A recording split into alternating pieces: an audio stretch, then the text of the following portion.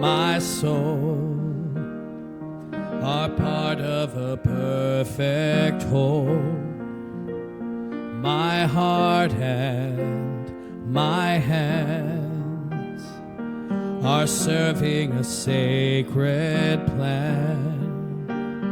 I know that it's true when all that I am comes down to you. I know that it's true. I know that I can rely on you. All that I am, all that I am, all that I am, God, I give to you. All that I am, all that I am, all that I am, God, I give to you. My thoughts and my mind belong to eternal time. My words and my song, you're writing them all along. I know that it's true when all that I am comes down to you. I know that it's true. I know that I can rely on you. All that I am, all that I am, all that I am, God, I give to you. All that I am, all that I am, all that I am, God, I give to you. So completely I surrender to the will of the highest power. So completely I surrender to the will of the highest power. All that I am, all that I am, all that I am, all I give to you. All that I am, all that I am, all that I am, God, I give to you. Hello and welcome. I'm Pastor Robert Bright here at Unity Church of El Cajon, and welcome to our midweek service. We are so happy that you are here to join us for this time of music and meditation and message. We're very pleased that our Youth and Family Director, Becky Rokel, will be delivering a message today. And we really enjoyed what she had to say last week, looking forward to what comes out this week as well. We are so grateful to be here together, and would you join me in prayer? Thank you, loving God, for your presence that is always with us. Thank you for reminding us of your love, of your power, your strength, of your peace that is always available to us in our lives, and that we are accessing those qualities, that we are bringing them forward and manifesting them in multiple and various ways, that our world is becoming a shining light, that our lives, so filled with love, so filled with compassion, are beacons in this world. We give thanks for that, dear God, and claim this in the name and the nature of the living Christ within. Amen.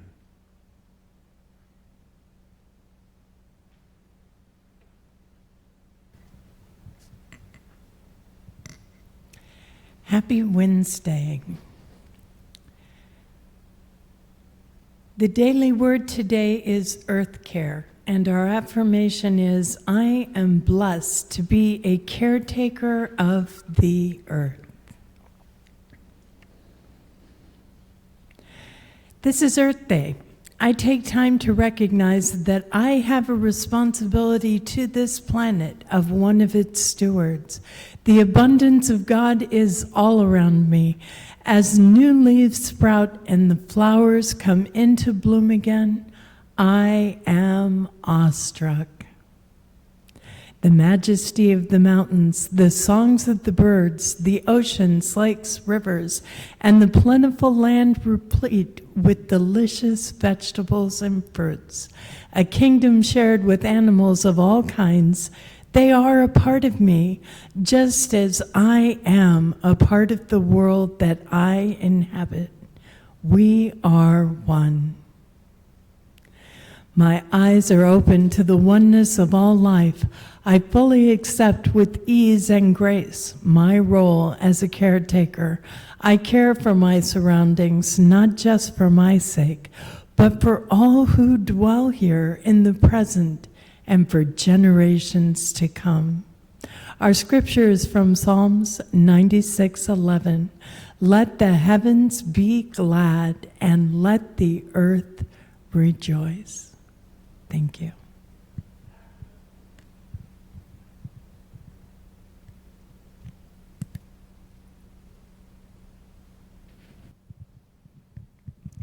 Hello, and I would like to thank you all for allowing me to share a testimony of 2 miracles. Now, when I say miracles, that means to me God's divine intervention.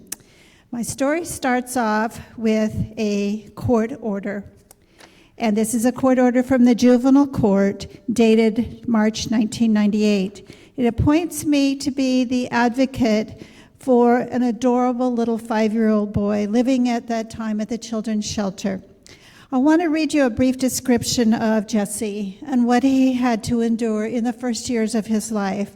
Here, first of all, is a picture of my sweet Jesse, taken over 22 years ago. Jesse was taken into protective custody in February of '98. He was residing with his mother's half-sister and 2 children in a hotel room. His mother was diagnosed with cervical cancer, and she entrusted Jesse with her sister while being hospitalized. His aunt had 2 children in the CPS system already who are under supervision. Jesse and his 2 cousins were taken from the hotel room where conditions were described as filthy with insufficient food for the children. Jesse's mother had been a patient at San Diego Hospice where she had been diagnosed with terminal cancer. Her boyfriend is homeless, and he was living in the hospital room initially where he was asking to be fed. The hospice staff became very concerned about Jesse's well-being when they saw him coming for a visit.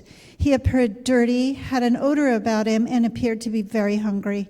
Jesse's mother had a criminal history dating from 1991 to 95. She was booked 4 times, all drug-related charges.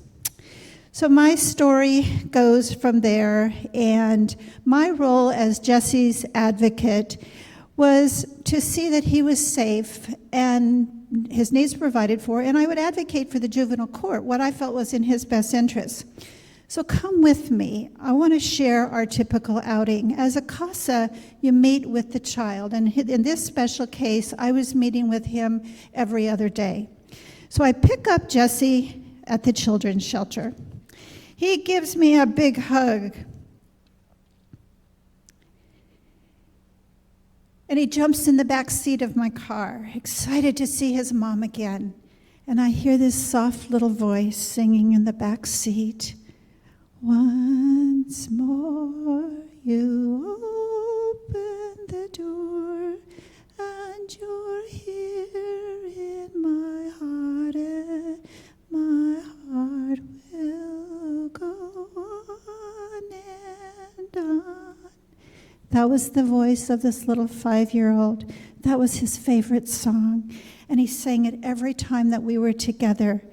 We arrive at hospice, and he runs up to the nursing station. He says, "Can I have some ice cream? My mommy has a tummy ache."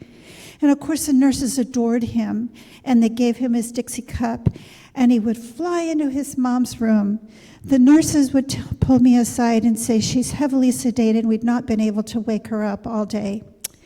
But Jesse would run in there, and he would hop up on her bed, and he'd say, "Mommy, I'm here."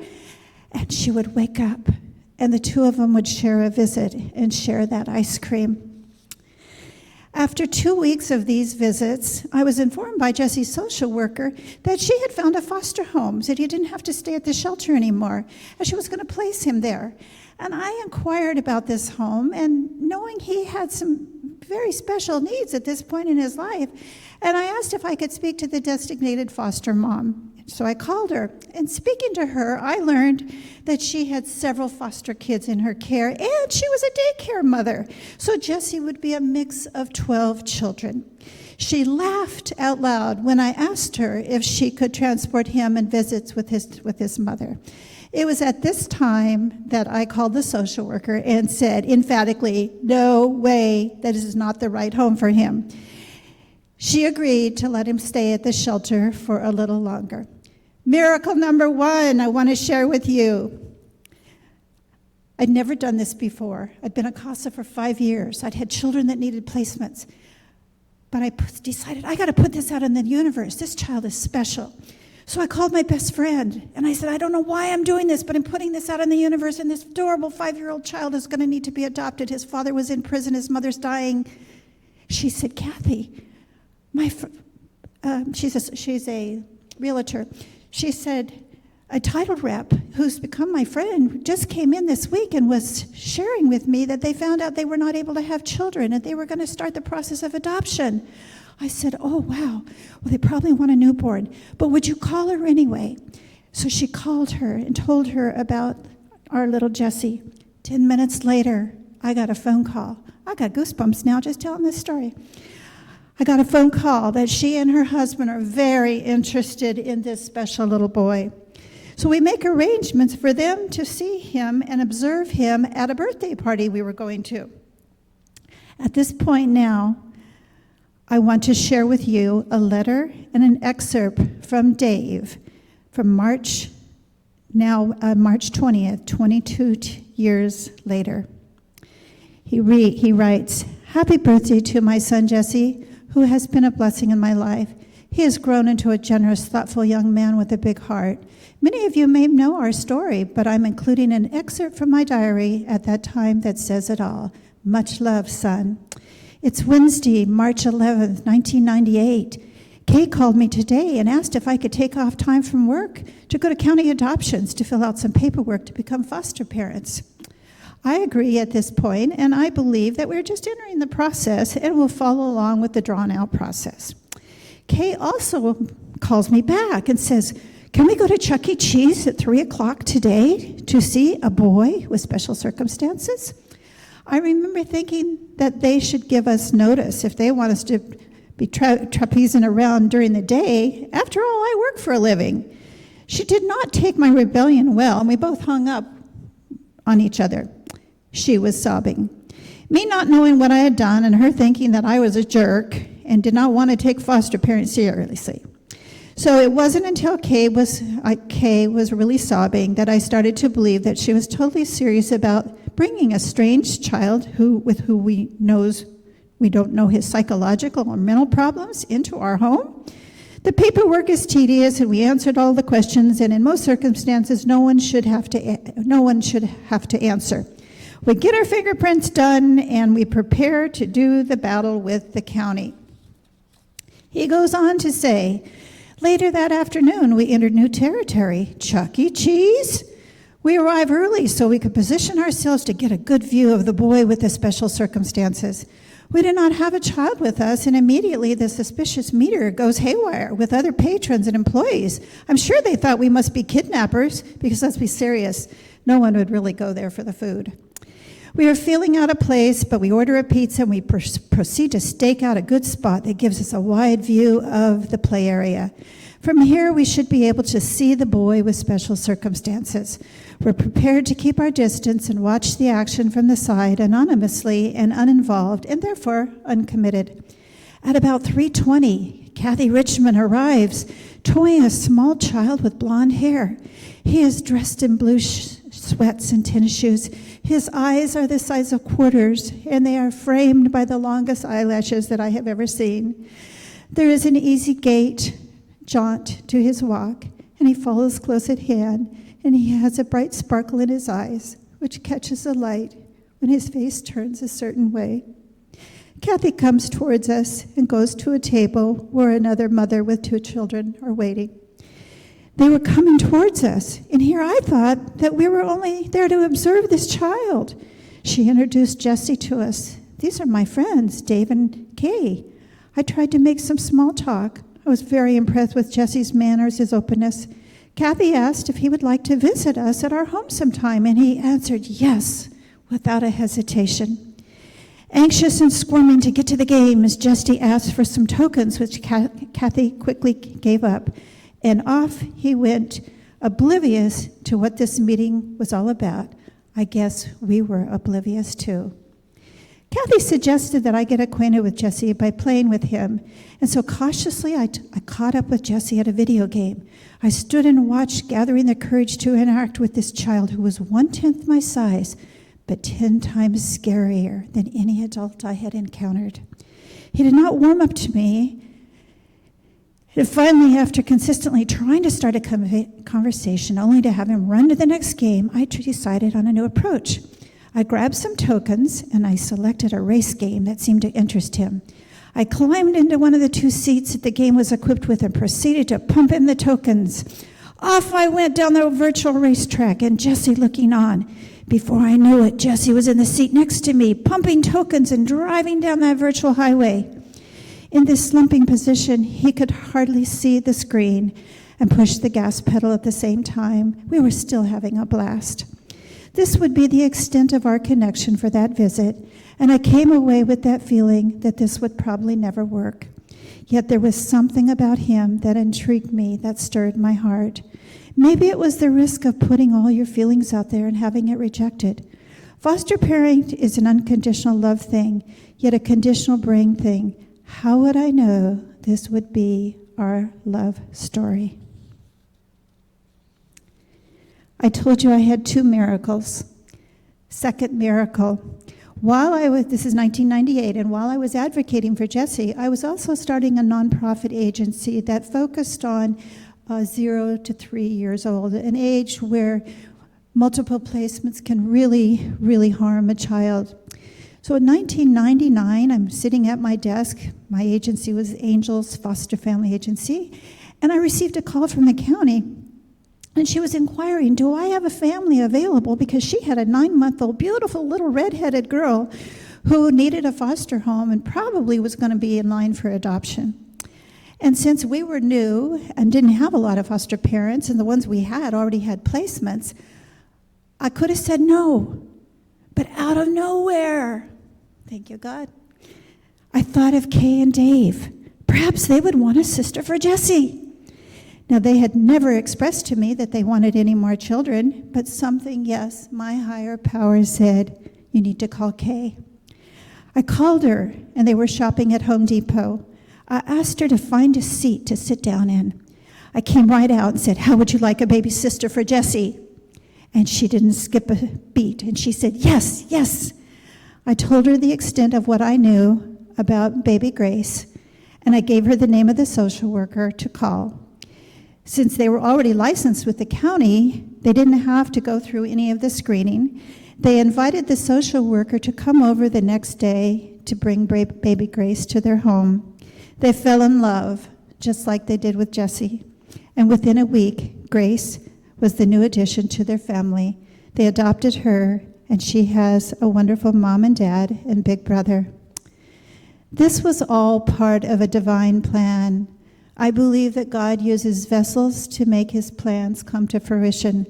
This is not a story about me, Kathy Richmond. It is about how God used me as his vehicle to rescue 2 precious children and to create a beautiful family of 4. I thank you all for allowing me to share this testimony. It's a story and an experience that I will savor for the rest of my life. Thank you.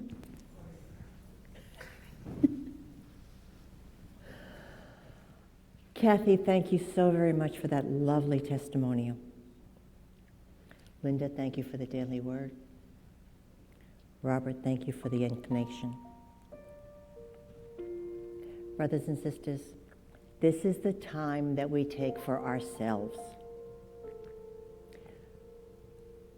Just as the earth renews, it is our time to renew. Please take a deep, deep breath. Release it. Sit comfortably in your chair. If you choose to lie down, lie down. You want to be comfortable. This is your time. Please take in another deep breath. Hold and release. As you release, feel the energy running around inside you. Feel the work of the day, the work of the week, just floating away. Feel your arms having difficulty staying by your side. Let them float. Take another deep breath in. As you do, embrace the love, the energy, the light, the warmth within you. As you exhale, release the love, the peace, the calm within you to the universe. Allow the oneness between you and your Creator to connect.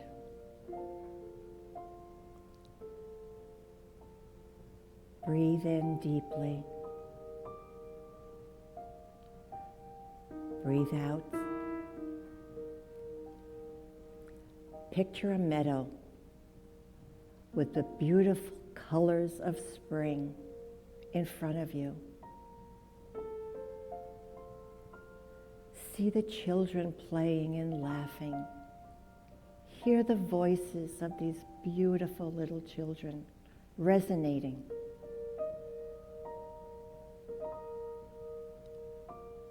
With this thought,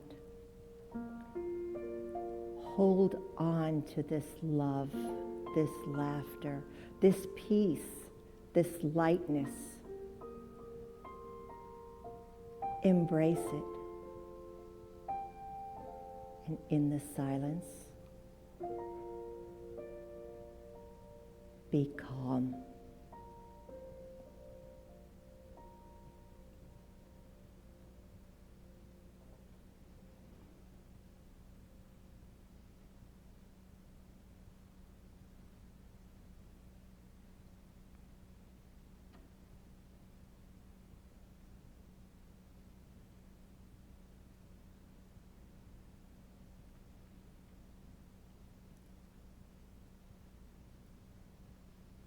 Please take in another deep, deep breath.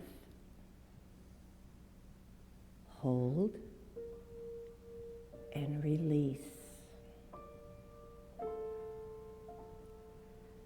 As you release, feel the earth around you. Feel the air, the energy, the calmness, the peacefulness floating around you, enveloping you, bringing you aware, awakening, allowing you to feel the energy coming back to this place where you are right now, bringing the joy and the peace. This is Earth Care Day. We are part of the earth.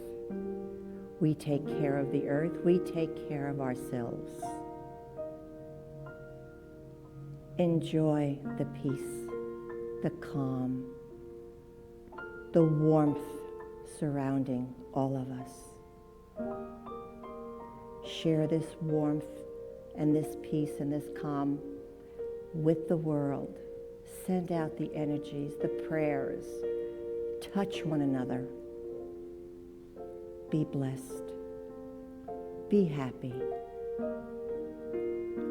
God is love. God is with us always. Namaste.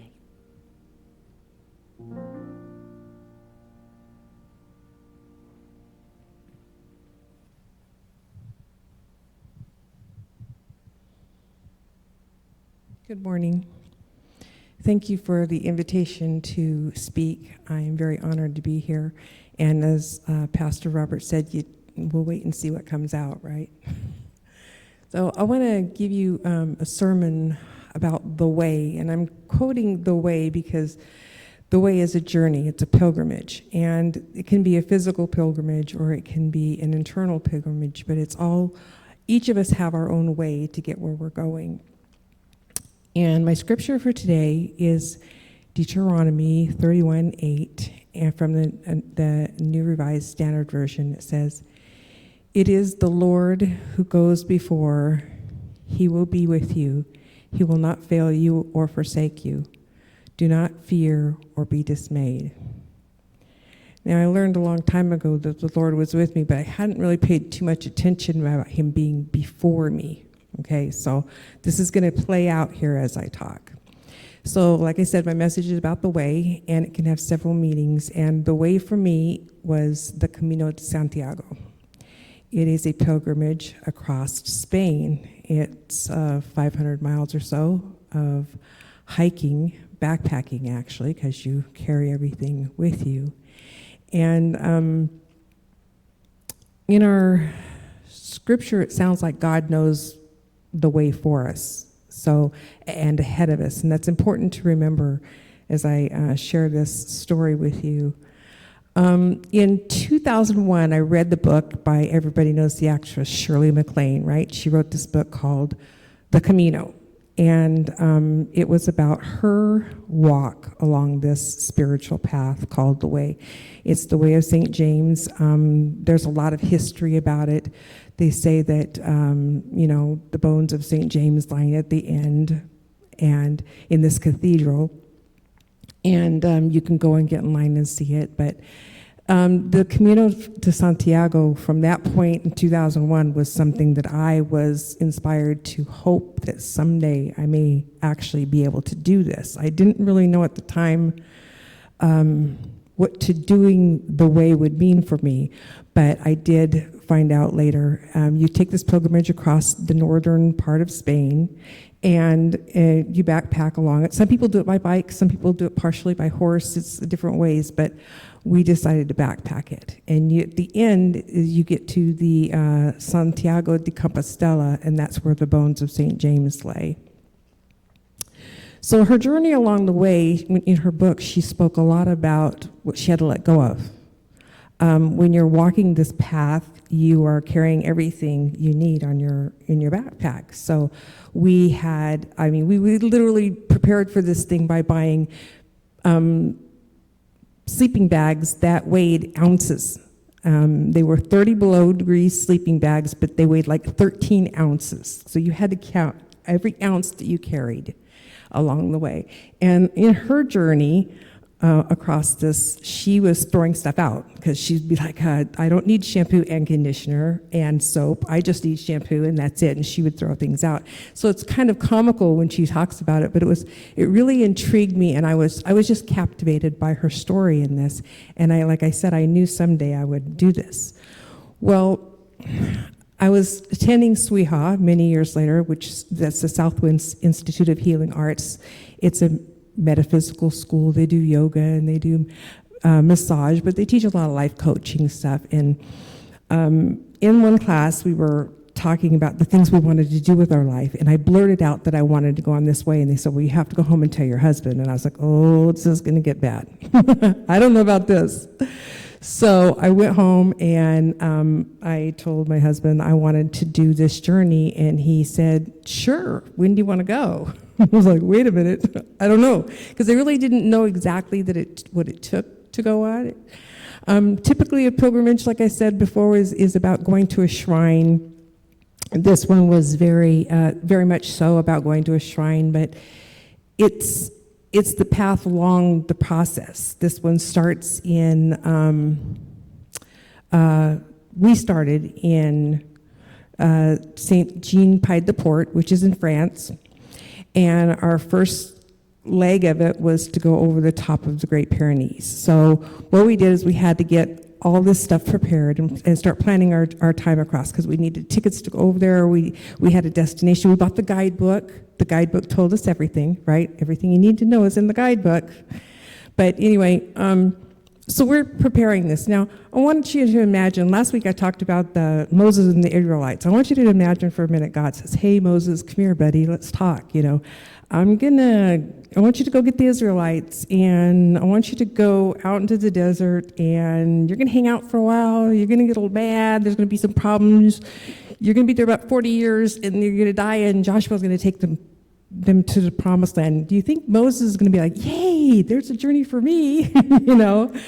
Not so much, So when you're talking about your path in life, it's like you can't come to the end and go, yeah, that was cool. That's what it is. You're moving through it, and it's not always straight, and it's not always the way you think it's supposed to be. And there's a lot of talk in the Bible. There's a lot of people moved around a lot. People, Joseph and Mary had to go to Bethlehem. That's where Jesus was born, because they had to do with the census and everything. And then one of my typical favorites is Jonah and the whale. Jonah wasn't going. He wasn't having it. He's just like, no, I'm going the other way. And God, found out that he was going to wind up where he was supposed to be anyway. So the way can look many different ways for different people. So we got all the guidebooks. We made all the plans. We had to buy tickets for when we leave and approximately when we get back, because once you buy airline tickets, you've got to, because we flew into Paris and we flew out of Madrid, so you had to know, and then we took trains and everything involved into it. So I even learned a little bit of Spanish, enough to ask if they had, where the bathroom was, baño, and if they had a room. Now, what I didn't learn was if they told me anything other than sí or no. I didn't get that part, because most of the time they go off in this whole little other thing, and I didn't understand what they said. But we were on our way, and one of the things that when you're on this path, we flew to Spain, to Paris, and then we took a train ride to Saint Jean Pied de Port. And one of the things about this whole community is set up based on you traveling this. It's part of their economy, actually, because they get a lot of money from the people that travel through here. You stay in the hostels and everything else along the way. I could probably talk about this for hours, but I won't go on. But one of the things when they know that you're a pilgrim, because of course you're wearing a huge backpack, they say bien camino, and that means good way, right? So anybody you're coming across is bien camino all day long. So, which is wonderful. So we are on our way. What we didn't plan on, the fact is, okay, here we go, here's Moses. We didn't plan that everybody else had read the same guidebook, right? So we all started on the same day.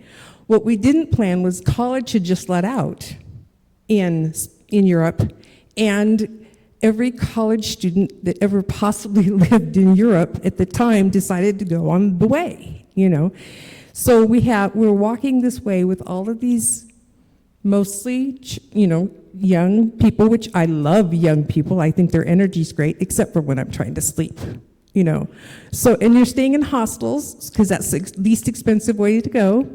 And so you walked 13 to 20 miles is kind of the trek. The guidebook said start here, and on this day you'll make it here, and on this day. And we had this literally planned out, 6 weeks of this, carrying our backpacks and stuff. And the hostels were filled to the room with 20-year-olds. And after they got done walking, they would shower, and they would be awake all night. So we're trying to figure out how are we going to make this whole trip and not, take it out on one of these 20-year-olds, because it was going to be difficult. So we did a course correction. I call this a course correction because, much like a pilot is off course a lot, the airplanes, the pilot's job is to get the plane back on course, and they do that with a lot of the instruments and calling it towers and stuff. So most of the time they're off course.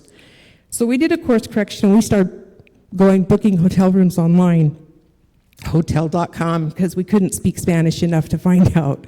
So we started doing things on hotel.com. Okay, so we were on track. We were following the guidebook. Kids were getting up at 3 o'clock in the morning because the hostels would fill up in the next day. So they were getting a head start in the dark, walking on this trail so they could get there and get a room at noon, while me, I was 50 at the time, was coming behind them and didn't have a room. There were several times we got to where the guidebook said, and we was like, okay, we're out of room, there's no rooms left. What do you do? So we worked on that, right? So about 2 weeks into this, and we had practiced and everything, about 2 weeks into this, I got what's called plantar fasciitis. The muscles on the bottom of the feet were done. It was like walking on glass. So we had another course correction. We were not able to go as fast as we thought. We were not able to stay with the guidebook at all. So here's the most interesting part of the whole thing is when we got to that point, we didn't know what to do. I was walking, it was painful. We were in a, kind of a very rural area. Well, most of it was rural, but we were where we could not understand what the people were trying to tell us. They couldn't understand us. So there was another couple there. There was a mother and a daughter. And of course, we speak English. And the daughter spoke English and Bulgarian. And the mother spoke Bulgarian and Italian, which was pretty close to Spanish. So we're trying to interpret. Imagine here we are interpret. We're trying to figure out. They can't go any further either because the mother's in pain also. We're trying to interpret to talk to these people. There was supposed to be a bus coming. And we're like, okay, so the bus can take us back to the way. We can find a place. I can rest for a few days. And then we'll get back on the road. So through this interpretation, we knew we waited to the bus. We waited, I think it was like 4 hours for this bus to come. So then we get on the bus, and there's this driver, and then there's this older man in the front of the bus. And he seemed to be like a guy that was kind of, making sure everybody was listening and paying attention and getting off on the bus, because this big bus would stop in the middle of a dirt road and let this old lady walk off with her eggs, and you could not see where she was headed. It was like, is that the right stop? I mean, there was nothing. They would just pull over, right? So we're going on this bus for maybe 20, 30, 40 minutes, and then these two gentlemen start arguing about something, and we don't know what they're saying. And then we're getting back from the Italian to the Bulgarian to the English that we're going the wrong way. We're literally headed the wrong way. This is ridiculous, right? So we're all trying to reinterpret back and forth, and this young man over here on the side who spoke English, it said, "Excuse me, I can help you." So we're like, okay, our ears perked up. We're trying to figure out. He had a friend. He was going to go to a stop. He would call his friend. They would bring an automobile for us. They would take us back to where we needed to go. Not to the place we would plan to go, but a close enough place where we had needed to go, right? So we could rest for a few days. So we're like, okay, fine. That works. For $20, he was going to do this for us. We're good with that. So we get to this little rural community, kind of scary, pull over, and there's this little teeny car. And imagine there's 4 of us that are on the Camino with these big, huge backpacks, right? There's this little teeny foreign car, and then this big bus behind it, like a van. And we're like, okay, this is getting a little scary because who's driving the big bus? And we're trying to cram in the little car. It was so tight. I sat in the front. My husband sat in the back. He had to put his backpack on his lap because there was no room in the trunk for it. So this young man in his 20s, driving crazy, he winds up taking us where we're supposed to go, which was wonderful, and we rested a couple days. But it was so hard because we had thought, well, we're going to get so far behind now. How are we going to rearrange the end of the trip? You know what I mean? Because we still had a destination. We had a time we had to get back on the thing to go back.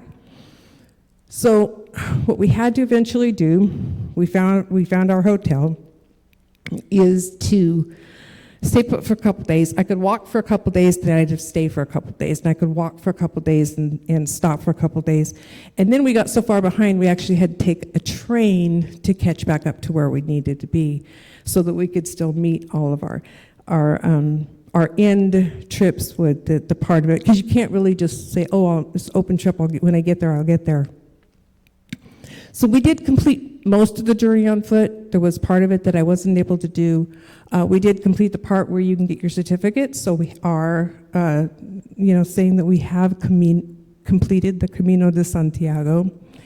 And we did learn lessons like, the crowded trails and the college kids and the crowded hostels was not in the plan, and so much of our way, our lives, my life, these things are just not in the plan. We think we've got the best laid plans, but what happens is God's gone before us. And I'll tell you why I knew God had gone before me. The place where we planned to stay, and we were diverted from by the bus trip and the Bulgarian and the Italian and stuff, and went over to a different stuff. The place that we planned to stay had bed bugs. And once you get bed bugs on the trail, you don't get back on the hostels. They won't allow you in to a hostel. Because we ran into one of the girls, and she was just covered in bites. And we're like, well, where did you come from? And she told us that the night that we had missed that one particular hostel, she had stayed there and gotten bed bugs. And on the trail, that's the hardest thing to do. Besides being really, really sick, it's because the next hostel won't let you in. You're out. You have to find a place to stay, and they won't let you camp on the side of the ground. So for us, our way was not what we thought it was supposed to be, and it wound up costing us a little more because of the hotel rooms and stuff. But God had gone before us. He was still taking care of us. And I didn't realize any of this God had gone before me for years, for many years. I knew God was with me. But actually thinking that he'd gone before me is an amazing thought, that he'd planned my way, even though I was lost on a bus with 10 times a way to translate. It wasn't going to work. So what we learned from our trip is a lot about self-care, learning to stop. The plantar fasciitis for me lasted for 2 years. After that, it took me 2 years to try to recover from that, which was bad, but here I am. I'm still here. I'm still on my way. And that the experience is a journey that counts. It's not the destination. It's what happened along the way. Because that experience of having all that translating and being on that bus and it was like a comical thing. It was just amazing to be a part of. And I'm sure that my husband tells the story a little bit different than I do. But that's okay, because it was amazing to be a part of something, even though it was scary at the time. And the history of the trail. The path that we're walking on is amazing. The people that we come across on our path. My life has changed so much recently, and that change has brought me here. But the people that I've been on the track with, the path with, are just amazing for me to run into, and their souls, and I see them in a whole different way than I used to. And once you return, as Shirley MacLaine so lovingly put it, that's when the real journey begins. So I'm on my real journey.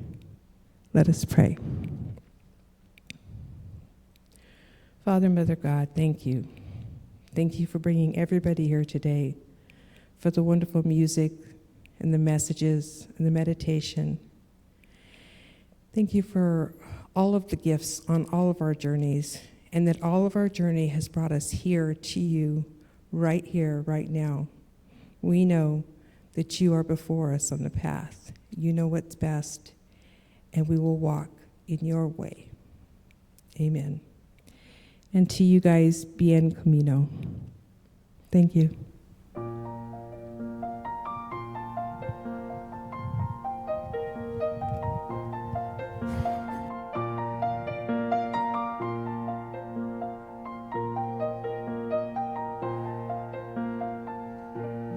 For the beauty of the earth, for the beauty of the skies, for the love which from our birth over and around us lies, over and around us lies.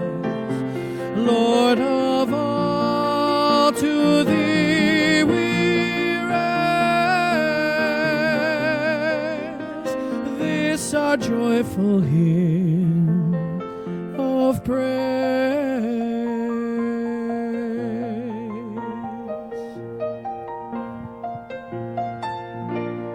For the beauty of the hour, of the day and of the night, hill and vale and tree and flower, sun and moon and stars of light, sun and moon and stars of light.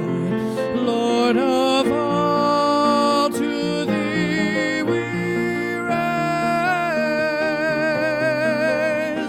this our joyful hymn of praise.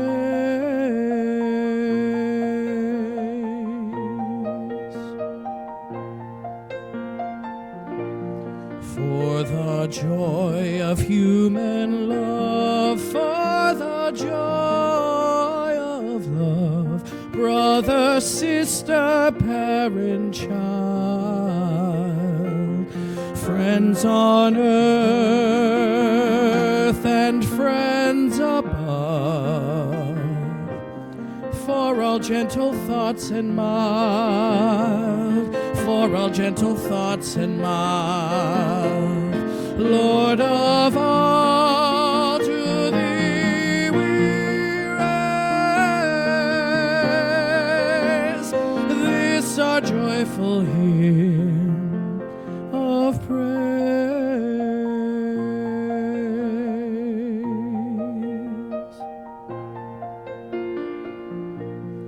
For each perfect gift of thine, to our race so freely given, graces human and divine, flowers of earth and buds of heaven, flowers of earth and buds of heaven, Lord of all, to thee we raise this our joyful hymn of praise.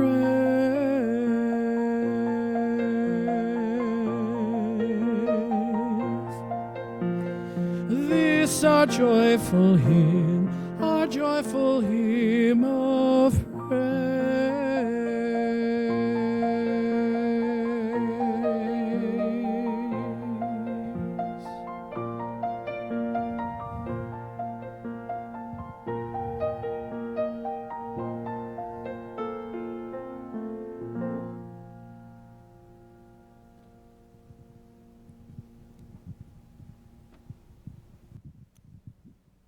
A couple of announcements for you to take with you. Silent Unity, there for you 24 hours a day, 7 days a week. They are there to pray with you and offer you support. You can reach them by calling 800-NOW-PRAY or 800-669-7729.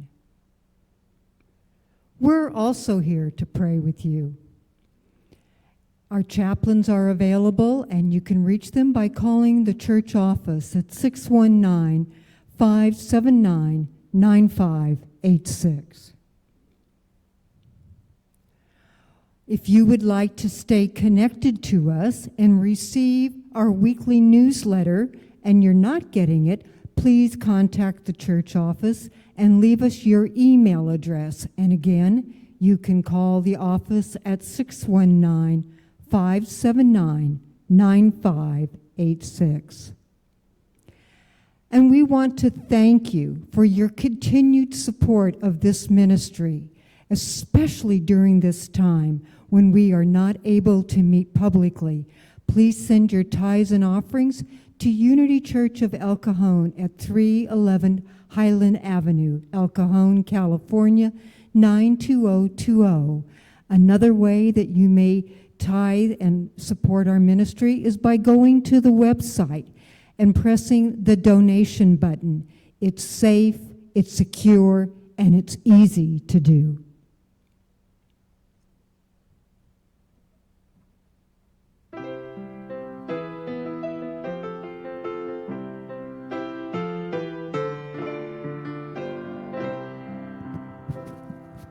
Let there be peace on earth, and let it begin with me.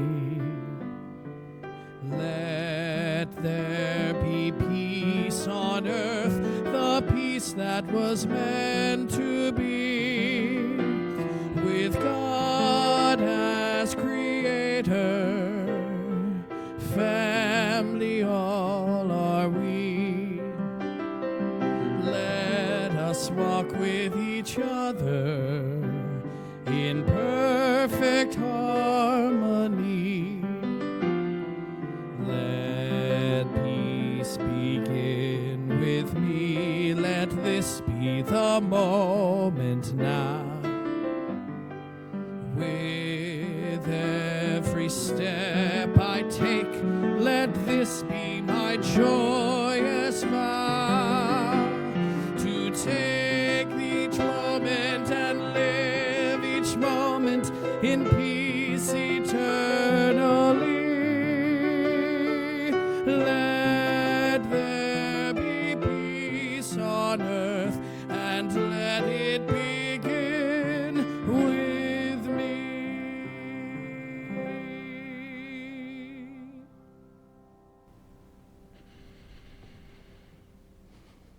Please join us for the prayer for protection. The light of God surrounds us. The love of God enfolds us. The power of God protects us. And the presence of God watches over us. Wherever we are, God is, and all is well. Amen. Have a great day. God bless you.